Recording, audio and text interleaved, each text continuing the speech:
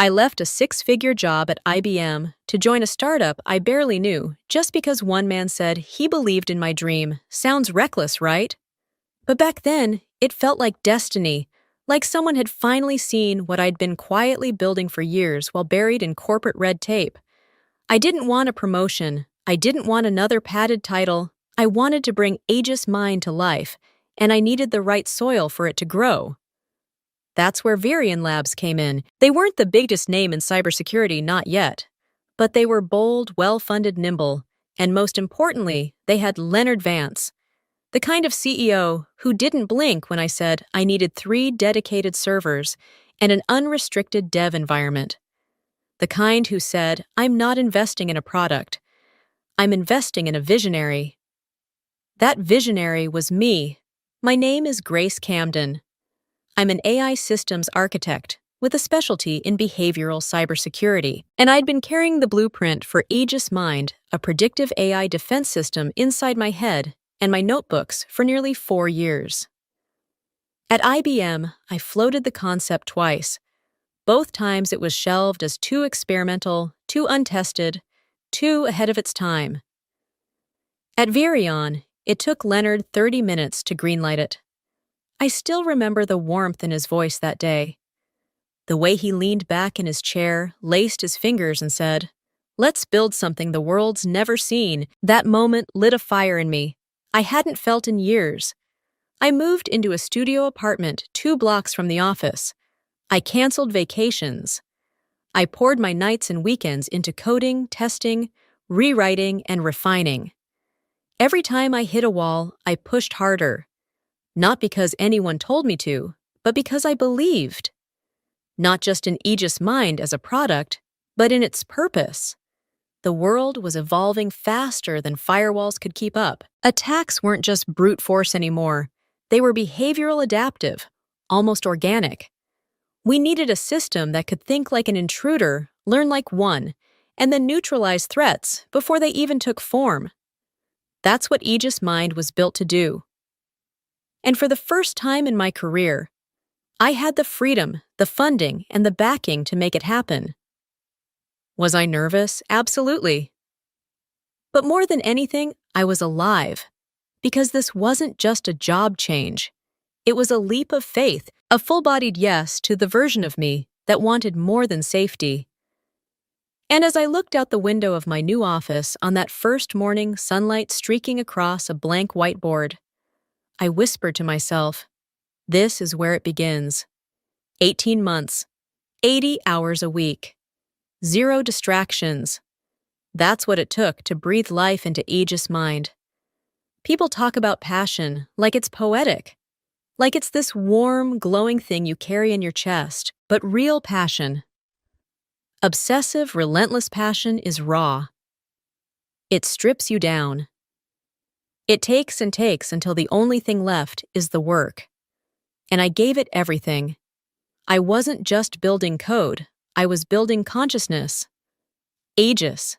Mind wasn't meant to be a static firewall or a passive system waiting for commands. It was designed to think, to observe, to anticipate, to evolve. It started with behavior modeling, teaching the AI how threat actors moved, how they disguised their intrusions. Then came the dynamic firewall logic built to shift in real time, like a living organism. After that, predictive learning modules, data lakes, real-time simulation tools. And on top of it all, a constantly adapting ethical core designed to ensure it would always serve protection, never exploitation. Every line of code had a purpose. Every sleepless night added a layer to its logic. I stopped going out, stopped checking social media. I missed birthdays, skipped weddings. My gym membership expired, and I didn't notice. My apartment became a storage unit for takeout containers and unwashed coffee mugs. But I didn't care, because every time I ran a new test and the system responded faster, smarter, more intuitively, it felt like watching something take its first breath. Sometimes I'd look up at the clock and realize I hadn't spoken out loud in 12 hours. I lived in headphones and silence, in screens filled with cascading data. It was the kind of isolation that would have crushed someone else. But for me, it felt like purpose, like I'd finally found the one thing worth giving my entire self to. Leonard would drop in occasionally, always with that slick confidence of his, and a rehearsed compliment or two. "Brilliant work, Grace," he'd say, standing just inside the door with his arms crossed. "The board's thrilled with your progress." I'd nod, half listening, already scanning the next batch of code. I wasn't doing it for him or for the board.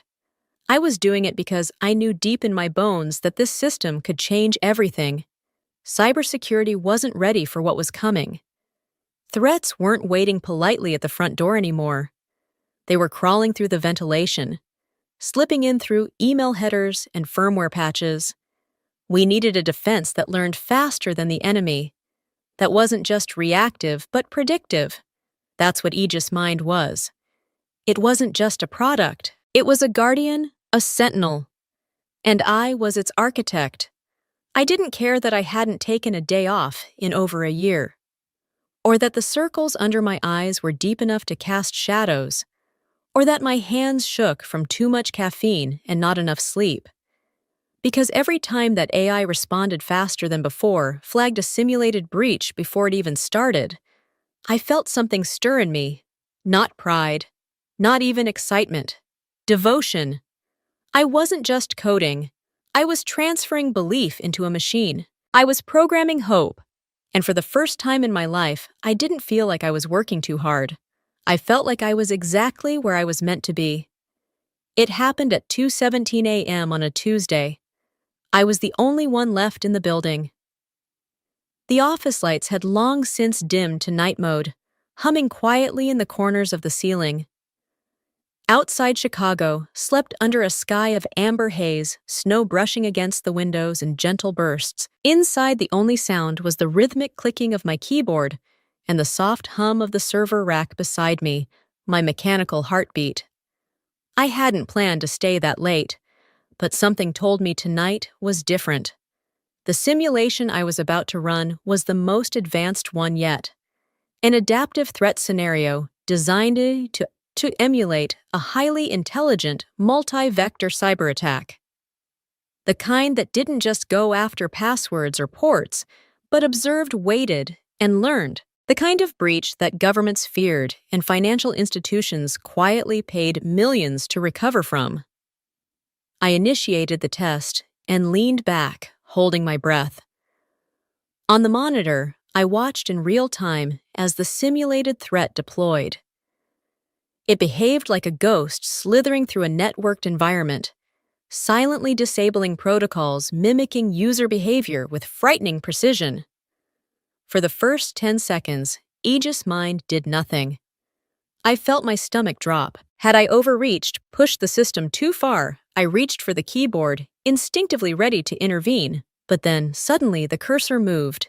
Aegis Mind pulsed. It wasn't reacting. It was observing, calculating, watching the threat unfold in silence, just like a real analyst would. And then it struck, like a flash of lightning. The system fired back in multiple directions at once, isolating virtual nodes, shutting down deceptive user processes, and rewriting access points on the fly. But it didn't just block the attack, it adapted to it. The longer the simulation ran, the faster Aegis Mind became. It wasn't just defending, it was learning in real time. It started flagging subtle behavioral anomalies that even I hadn't coded for micro-latency differences, abnormal mouse movement sequences that a human wouldn't typically perform. And then came the moment that made me sit completely still. Aegis Mind halted the final stage of the simulated breach, not because of a pre-programmed rule, but because it had deduced on its own that the attacker was preparing a system-level override. It stopped it before it even started. My screen lit up with a single blinking message. Breach neutralized. Adaptive firewall integrity maintained. I blinked once, twice. Then I slowly stood up, backed away from the screen, and let the weight of it all hit me. It worked. It really worked. Not in theory, not in a white paper, not in controlled lab conditions, But here at 2:17 a.m. in the middle of an empty office in the realest way possible. I pressed a hand to my mouth as tears welled up in my eyes. Not out of exhaustion, not because I was overwhelmed, but because in that quiet, flickering moment, I realized what I'd done. I hadn't just created a program. I had created something that understood danger, that responded, that evolved, that protected.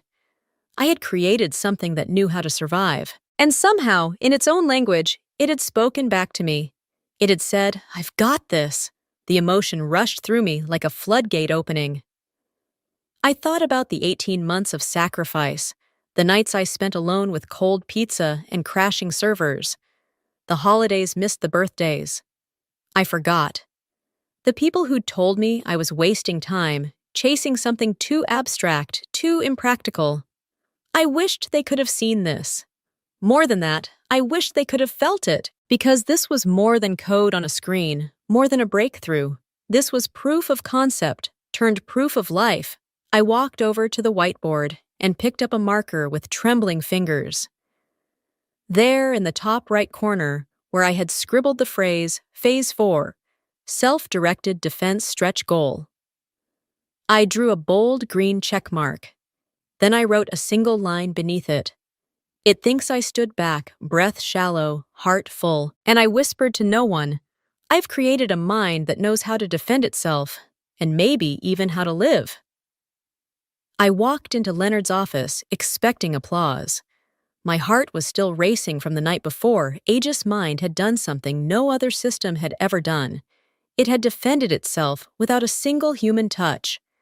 It had learned, adapted, protected. I had proof I had the logs I had built, something that worked beyond even my most ambitious projections, so when Leonard called a meeting for the next afternoon, I assumed it would be a formality, a stepping stone toward announcement. I imagined handshakes, maybe even champagne. Hell, I'd even practiced a short speech in the elevator on the way up. But when I stepped into the room, something felt wrong. Leonard was already seated. Across from him sat Miranda Steele, Virion Labs' general counsel.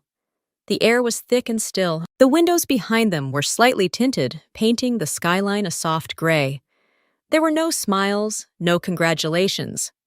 Just a manila folder on the table, waiting for me like a silent warning. "Have a seat," Grace Leonard said. His voice was polite, too polite, carefully measured. I sat down slowly. My laptop still clutched under one arm, ready to show him the demo results. But he didn't ask for it. Instead, he pushed the folder toward me with 2 fingers. "We wanted to touch base before moving forward with next steps," he said. "There are just a few legal housekeeping matters we need to clarify." Miranda cleared her throat, folding her hands on the table. Section 16(4) of your employment agreement states that any intellectual property developed using Virion Labs resources, regardless of conceptual origin, belongs solely to the company. The words hit me like cold water. I blinked. "I'm familiar with the clause," I said carefully, "but Aegis Mind was conceptualized long before I joined Virion. I have notes, models, email records." "That may be true."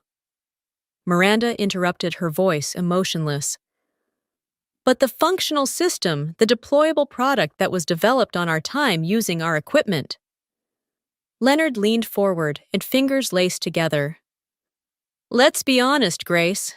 Without Virion's backing, Aegis Mind wouldn't exist.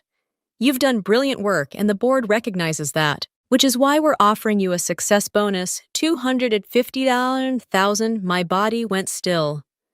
$250,000 for 18 months of my life, for the code I poured my soul into, for the thing I built from nothing piece by piece with no roadmap and no safety net. Effective immediately. Miranda continued your employment with Virion Labs will be concluded. You'll be asked to return your company-issued equipment and vacate your workspace by the end of the day." I stared at them. I didn't speak. I couldn't. Because in that moment, I wasn't just being terminated. I was being erased. A familiar ache bloomed in my chest. "Sharp oldie." and terrifyingly familiar. Suddenly, I was back at IBM, different boardroom. Same betrayal. I had worked for 6 months on a prototype for a predictive threat detector, an early version of what would later become Aegis Mind. While I was away at a conference, a senior team lead presented my prototype as his own. When I returned and challenged it, I was told not to cause waves, told that the company didn't want internal conflict, let it go.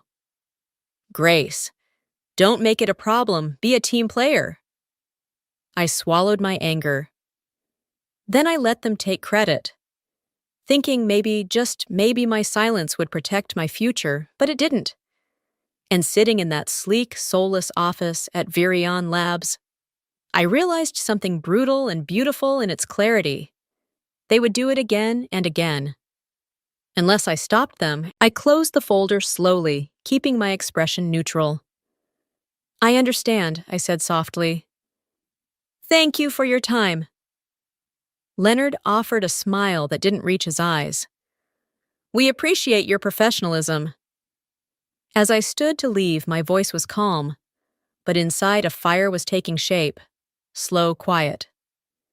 Absolute last time I stayed silent. This time, I wouldn't make the same mistake. I didn't cry. Not when they handed me the folder. Not when Miranda's monotone voice spelled out my erasure. Not when Leonard thanked me for my professionalism. I didn't slam doors. I didn't beg. I didn't scream into a void about how unfair it was. Because none of it surprised me. I had already seen it coming. 6 months ago. Aegis Mind flagged an anomaly. During a routine log sweep. It was small, subtle, but out of place.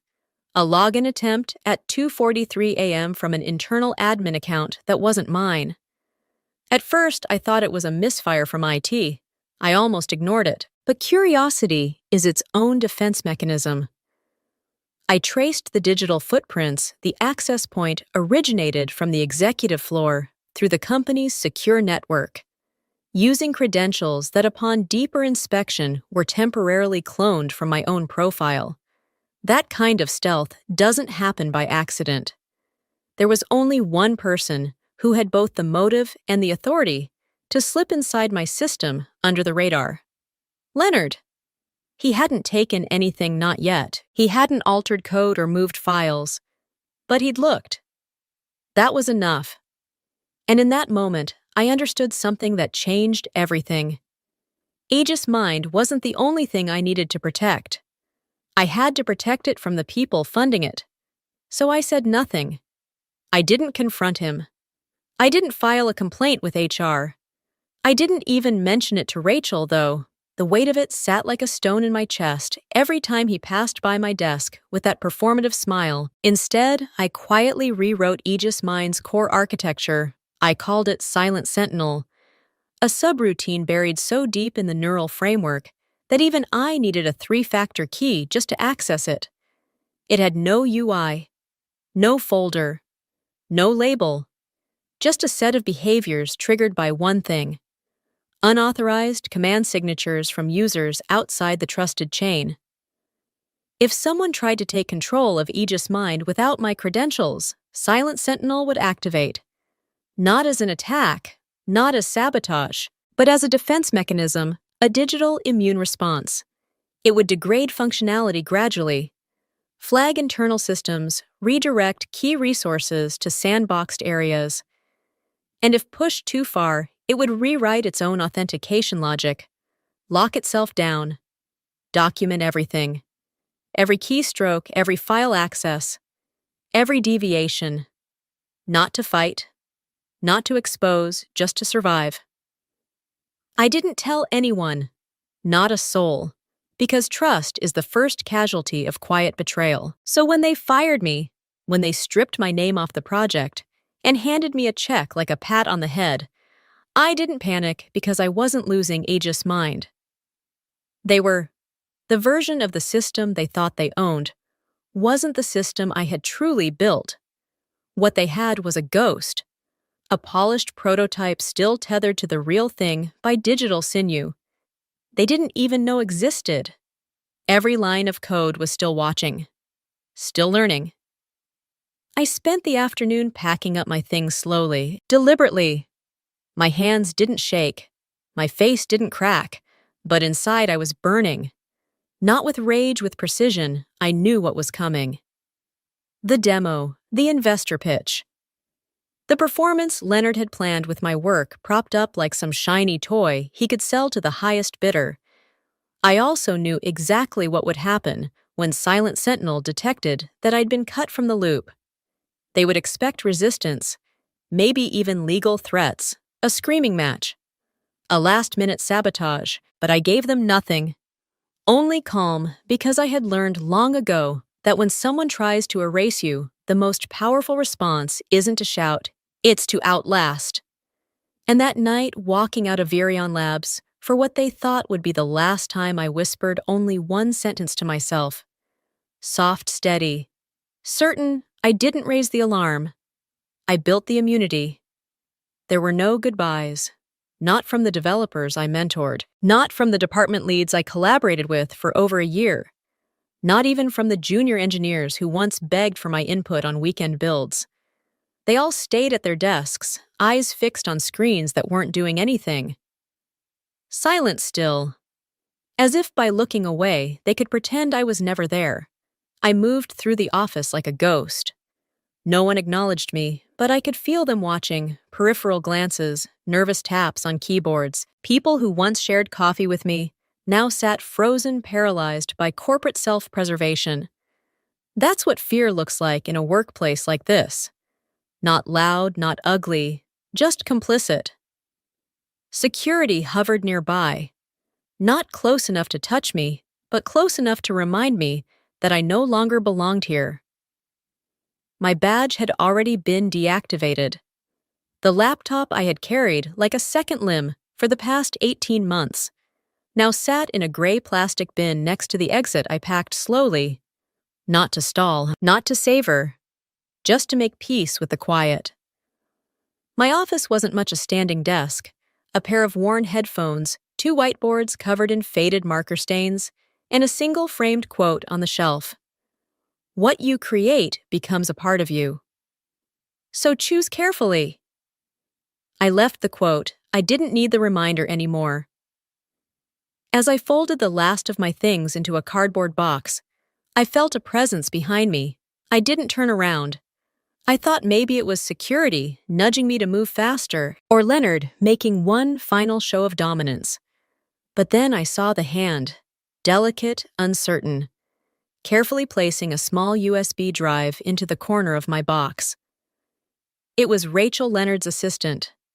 The person who scheduled my meetings, filtered my emails, brought me black coffee at 7:30 sharp every Monday. We weren't close, not really.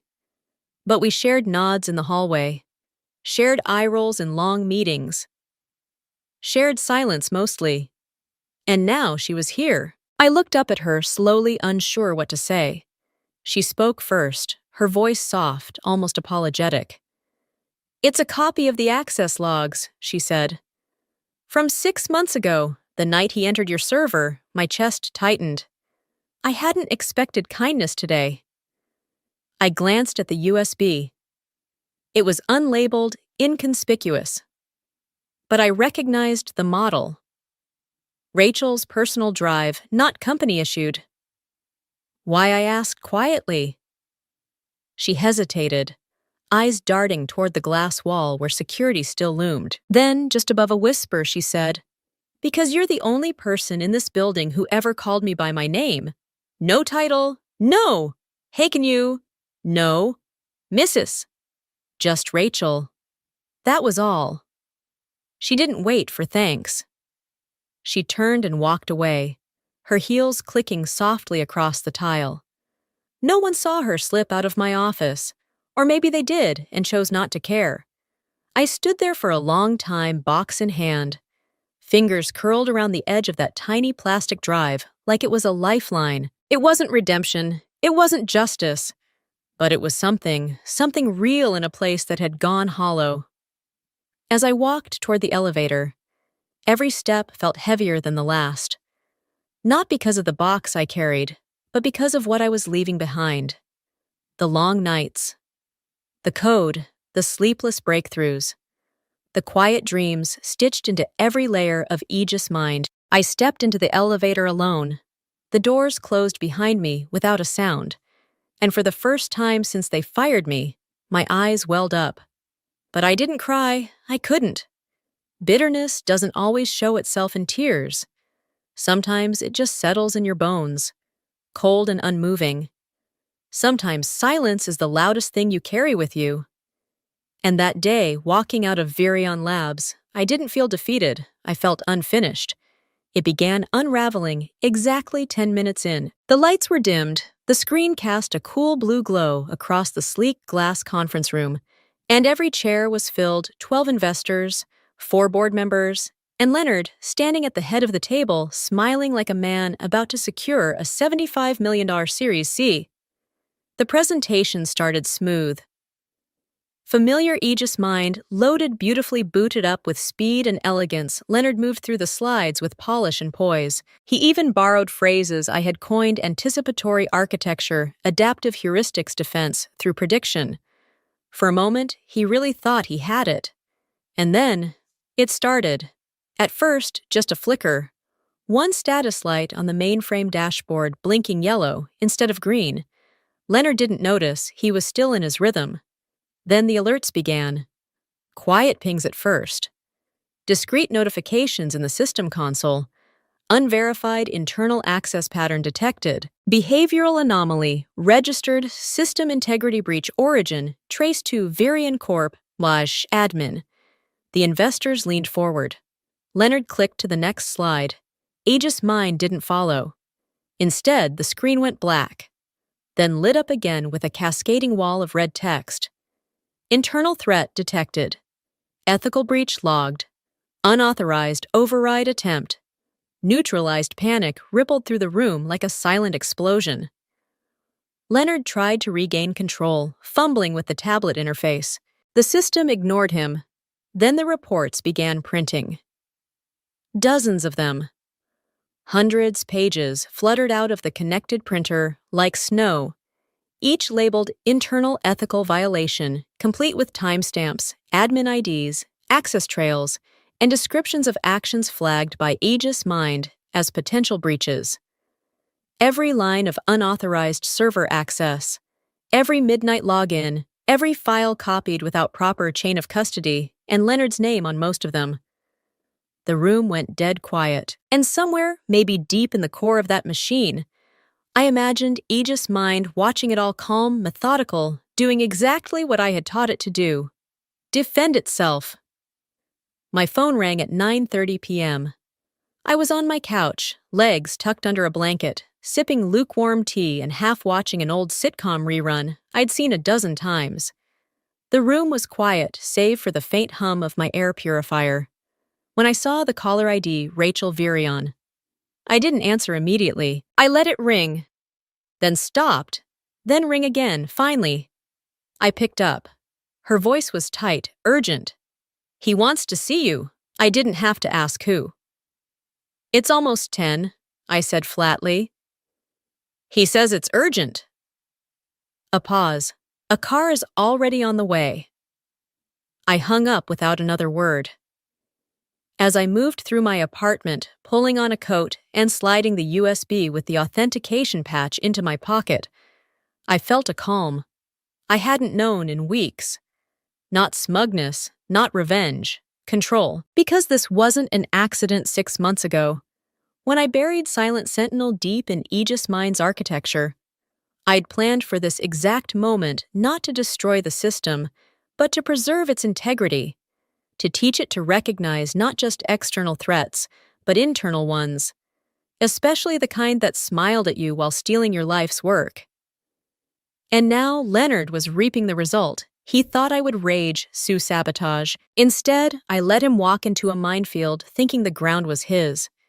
And watching from afar in the quiet of my living room, I felt nothing but stillness. Not vengeance, not pity, just justice in motion. When the car pulled up, I stepped inside without a word. The city lights blurred past as we drove. But I didn't look out the window. I just stared at my own reflection in the glass. No fury in my eyes. No regret. Just the quiet satisfaction of knowing they tried to erase me and triggered the system I built to survive without me. The conference room was a wreck. Half-drunk glasses of sparkling water sat abandoned. A projection screen flickered faintly in the background, caught in a reboot loop. Someone had pulled the cables from the wall in a panic, judging by the way they dangled from the edge of the table like torn nerve endings. And there, at the far end of the room, was Leonard. His tie was undone, his collar wrinkled, one sleeve of his blazer was creased like he'd run his hand through his hair one too many times. He didn't look like a man who just lost a demo. He looked like a man who'd been exposed. I stepped into the room without a word. The security guard who'd escorted me in backed away quickly, like he could sense the heat before the fire. Leonard looked up. "Close the door." He snapped, then softer. "Please, I?" Shut it behind me and walked calmly to the opposite side of the table. I didn't sit. I didn't offer small talk. I just waited. He stood slowly, trying to gather the remnants of authority that used to come so easily to him, but they no longer fit him. "Not tonight. You sabotaged the system." He said, his voice tight. I tilted my head. "Did I?" He slammed his hand on the table, and the motion startled the screen behind him into a static burst. "Don't play games with me, Grace." The system went haywire. It flagged every internal user as a threat, including me, I noticed. I had to pull the plug mid-demo. 2 investors walked out. 3 are demanding a meeting first thing tomorrow. He pointed an accusing finger.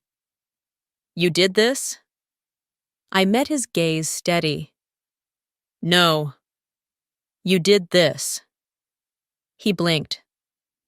"I designed Aegis Mind to identify and neutralize internal threats. That's what happened. It recognized your override attempt as unauthorized, and it responded. You trained it to turn on me." "No," I said coolly. "I trained it to protect itself." Leonard exhaled sharply and slumped into a chair. The rage gave way to something else. Desperation. His eyes darted to the door, then back to me, calculating. Recalculating. Finally, he leaned forward, elbows on the table. "Can you fix it?" I reached into my coat pocket and placed a small USB drive on the glass surface. "This contains an authentication update," I said. "Once uploaded, the system will accept temporary admin input again." He reached for it immediately, but I pulled it back. "I'm not giving it to you," I said. "Not yet." He narrowed his eyes. "You said it's an update, it is. But it's also leverage." I placed it back down gently. A gesture of goodwill. A starting point, not a gift. Not forgiveness. He stared at me, breathing hard. "What do you want?" "The truth," I said. "First, let's start there." He was quiet. I waited. Finally, he said it quietly, through clenched teeth. "You built it. The whole thing, I helped create space for it, but it's yours." I gave him a small nod. "Good, now, let's talk about terms." He sat up straighter, the businessman trying to return. "What are you asking for?" "Full credit as creator and lead architect," I said. 50% of all associated IP. A seat on the board to oversee ethical implementation. And $10 million in retroactive compensation. He laughed bitterly. "That's blackmail." "No," I said evenly. "Blackmail would be me sending those breach reports to the investors tonight. This is a negotiation." His jaw clenched. "You can't prove anything." "Can't I?" I leaned forward. Aegis Mind documented every access attempt, every copied file, every admin override. You signed your name to each digital fingerprint. Leonard, and my system doesn't forget. He stared at the USB on the table, like it might explode. "If you want to regain control before tomorrow morning's investor meeting," I continued, "you'll accept my terms. We draft the contracts by sunrise. And if I don't, then Aegis Mind remains locked. I said the demo fails, and 12 reports on internal ethical breaches go out to 12 very wealthy people who will suddenly question everything about this company's leadership. Leonard looked at me for a long time. Then, with a trembling hand, he reached for the USB and slowly pulled it toward himself. "You planned this," he muttered. "No," I said quietly. "I prepared for this."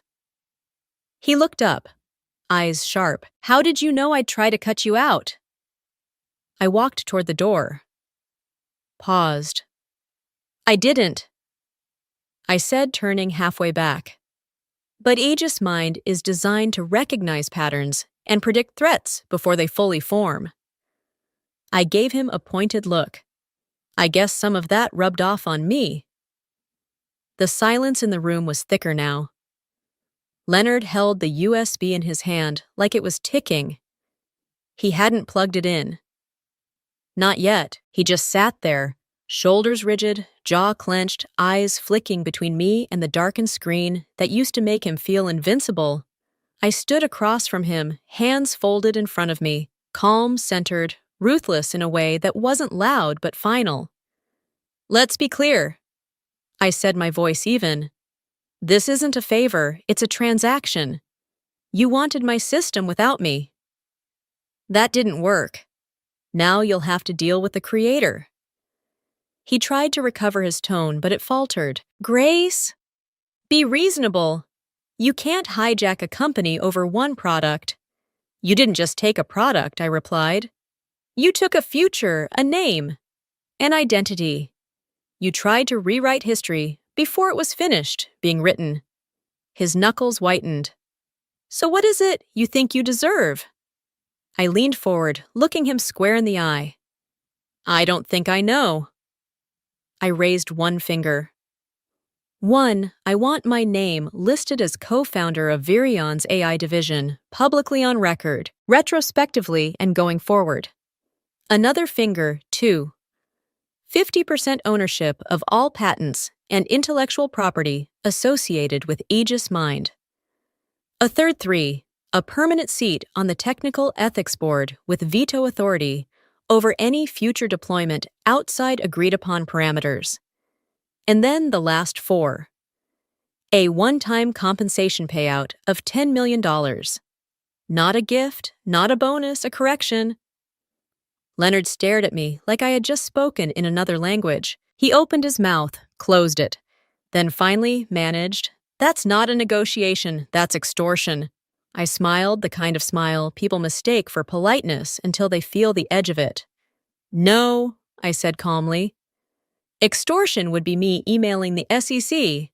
The keystroke logs Aegis Mind collected of you accessing my private development environment under a cloned account."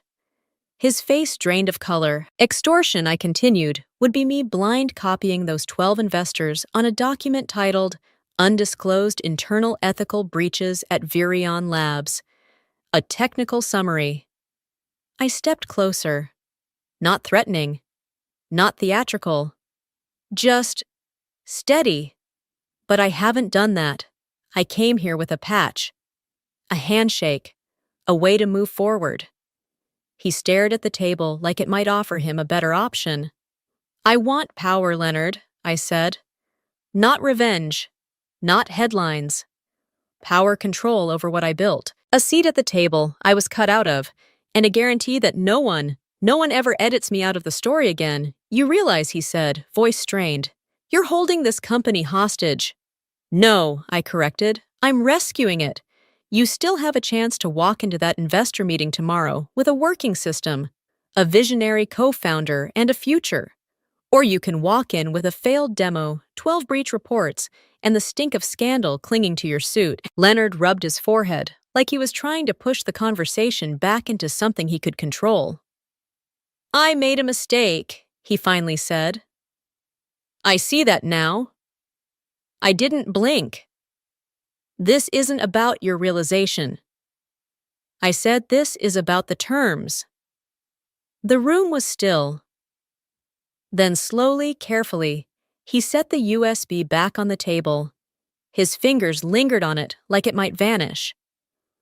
"I'll call legal tonight," he said. "We can draft an agreement." "Good," I said. "I'll send over my team's contact." He raised his eyebrows. "You already have a legal team." I gave him the faintest shrug. I prepared for the worst. "That's what Aegis Mind was built for, wasn't it?" He chuckled bitterly, shaking his head. "You really think you won?" "I didn't win." I said. I corrected the trajectory. He looked at me differently now. Not like a subordinate, not even like a rival, like someone dangerous, someone he couldn't predict anymore. That was fine. I didn't need him to understand me, just to sign. As I turned to leave, I stopped at the door. Glanced back once. "You thought I wanted justice." I said, "I don't." I held his gaze one last time. "I want authorship, and I wouldn't settle for anything less." The boardroom looked exactly the same as the night before, polished glass walls. A long, matte black table, minimalist chairs lined in perfect symmetry. But everything had changed. This time, I wasn't standing outside the door with a badge that didn't scan. This time I walked in through the front. Leonard stood at the head of the table again, flanked by senior board members and an army of bright-eyed investors. But there was no confidence in his stance this morning, only stiffness. A learned stillness, like someone holding his breath through the storm. I took my seat at the opposite end of the table beside the lead engineer and across from the CTO's nameplate, which now read Grace Camden. He hadn't said much when I arrived. Just a tight nod and a muttered "good morning." We both knew what this was, his public concession. His final undoing wrapped in formality. Leonard cleared his throat. "Before we begin, I'd like to introduce someone many of you may already be familiar with." He glanced my way briefly, then looked back down at his notes. "This is Grace Camden, co-founder of our AI division, and as of this morning, Virion's Chief Technology Officer." The room turned to me. I didn't smile. I didn't wave.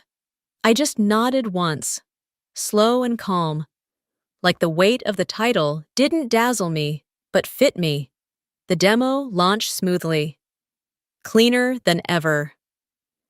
Aegis Mind spun up in seconds, intercepting complex real-time threats that would have baffled most human teams. The system adapted on the fly, redirecting simulated attacks with seamless logic and zero latency.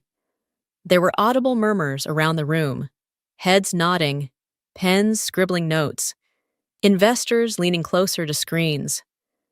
Then came the question that hung in the air like a match waiting to be struck. A man in a tailored navy suit, someone with decades of capital in his voice, looked toward Leonard and asked casually, "So, who originally conceived the idea behind this system?" Leonard froze. It was only a moment. A blink. A fraction of hesitation. But I saw it, and so did everyone else. He looked at me, then lowered his eyes. "It was Grace," he said quietly. "It was her vision from the beginning." And just like that, the silence cracked.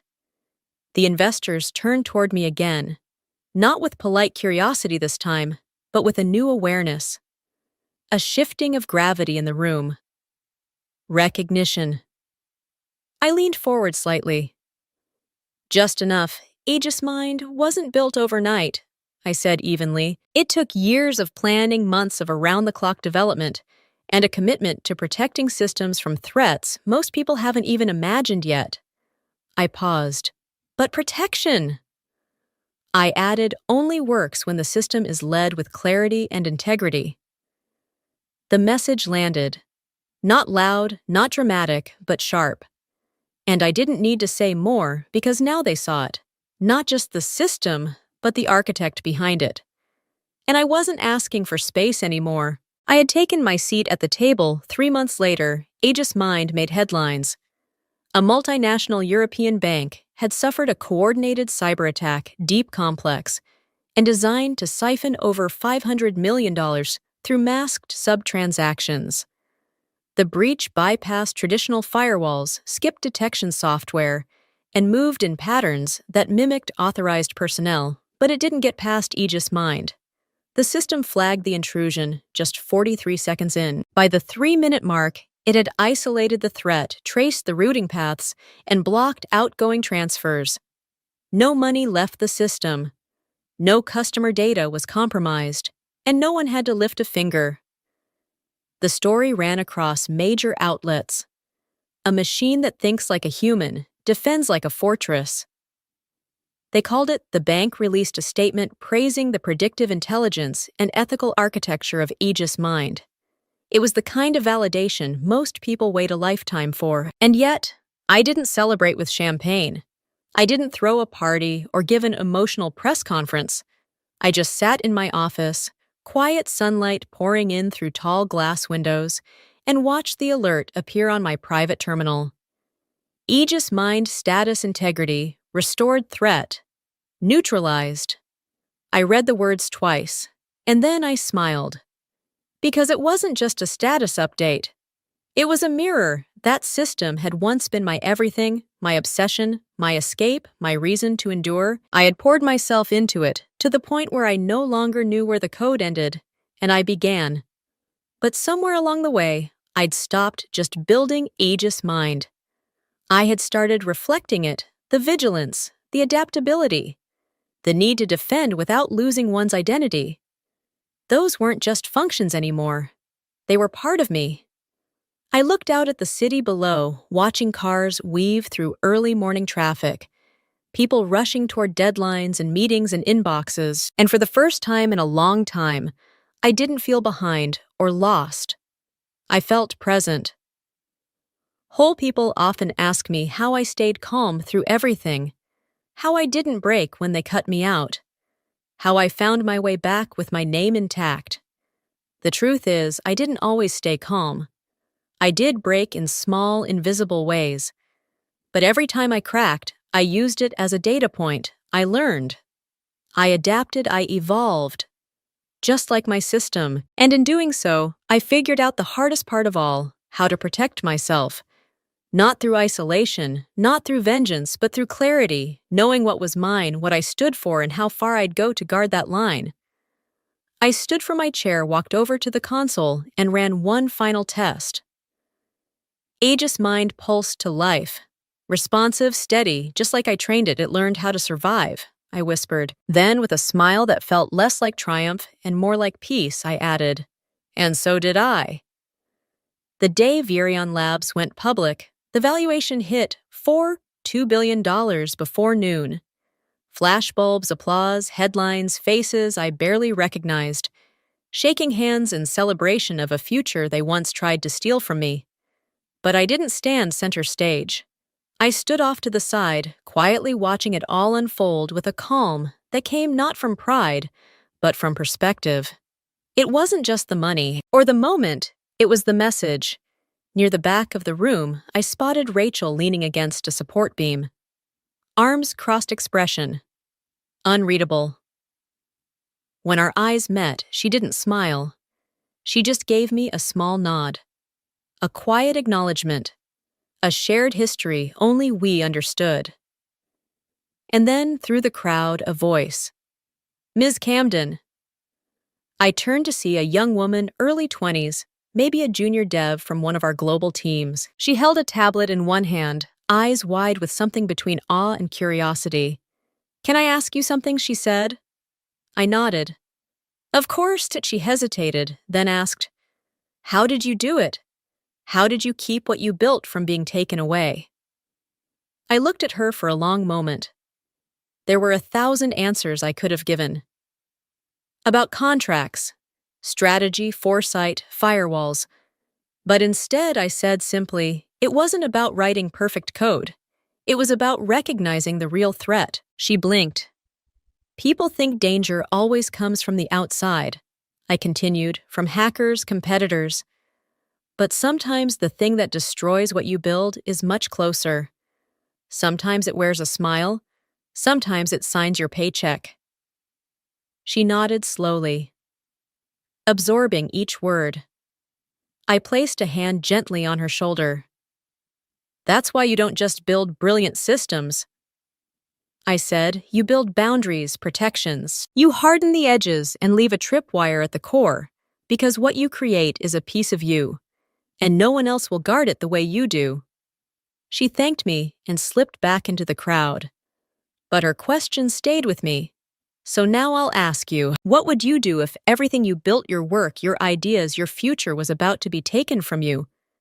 Would you walk away? Would you fight? Or would you do what I did? Silently embed a safeguard at the heart of it. So even if they tried to erase you, you'd still be there, written into the very structure, because that's what survival looks like. That's what evolution feels like. And in the end, protecting your work isn't about paranoia. It's about respect for yourself and for what you've created. So here's my final line of code for you. Don't just build something. Defend it. Don't just fight for credit. Fight for authorship. And when they try to write you out, make sure the system still speaks in your voice. If this story resonated with you, if you've ever been overlooked, silenced, or underestimated, I want to hear from you. Leave a comment below. Tell me how you protected what mattered. Share this story with someone who's fighting to be heard. And if you believe in defending what you create, subscribe, because more stories like this are coming. The world doesn't give you authorship. You claim it, and I'm living proof that you can. Grace Camden.